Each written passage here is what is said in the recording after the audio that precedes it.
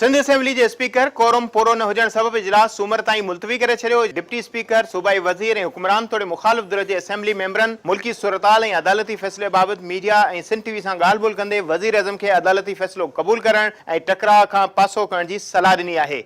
या अल्लाह या रसूल बेनज़ीर हमारे भुट्टोस बेकसूर, क्योंकि पूरे इस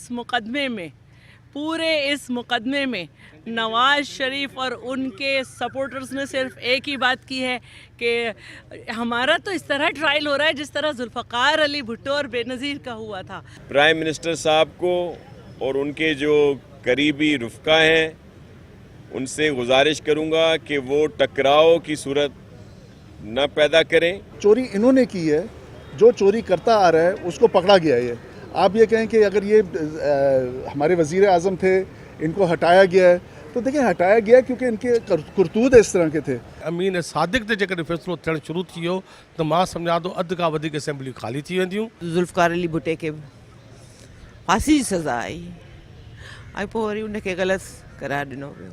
अॼु बि उहो साज़िशी टोलो जेको मां सम्झां थी वक़्ती तौर ते त कामयाबु थियो आहे, पर असल जीत हक़ जी थींदी। किसी ने इनकी मुद्दत को ख़त्म नहीं किया, मगर इन्होंने कुछ ऐसे काले धंधे, ऐसे काले करतूत अपने बेटों को, अपनी बेटी के ज़रिए और अपने दामादों के ज़रिए सारी चीज़ें कही हैं। ये अच्छा अमल थोड़ी है। आज एक बहुत बड़ी एक होप आई है, एक उम्मीद आई है कि जो करप्ट लोग हैं उनका खात्मा हो सकता है। हमें अपनी जुडिशरी के ऊपर एतमाद है। पाकिस्तान जे कंहिं बि वज़ीर आज़म 5 साल पूरा न कया आहिनि। हिस्ट्री आहे पूरी, तक़रीबन मां सम्झां थो 17 खनि वज़ीर आज़म इलेक्टेड रहिया आहिनि।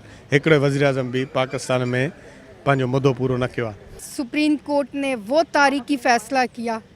हम तो हमेशा कहते हैं और कहते रहेंगे या अल्लाह या रसूल बेनज़ीर बेकसूर।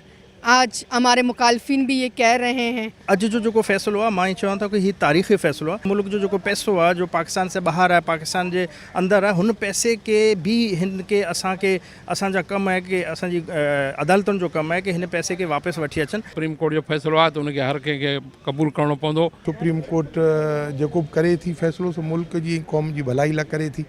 इन ते मुंहिंजे ख़्याल सां ॿ राय हुजणी न खपनि। जेको फ़ैसिलो आयो आहे बिल्कुलु सुप्रीम कोर्ट सोची सम्झी फ़ैसिलो ॾिनो आहे, बिल्कुलु असां एतिराम कयूं था। ऐं उन सां गॾु असां इहो चवंदुसि त इहो एहतसाब सिंध में बि थियणो घुरिजे। सिंध असेंबली के मेंबरन सुप्रीम कोर्ट ये फैसले के तारीख़ साज़ फैसलो करार ॾिनो आहे, जॾहिं त नवाज़ लीग के MPA जो चवणु आहे त साणनि इंसाफ़ नाहे थियो, ज़्यादती थी आहे। कैमरामैन मुस्तफ़ा रिन सां गॾु फयाज़ कुरैशी, सिंध TV न्यूज़, कराची।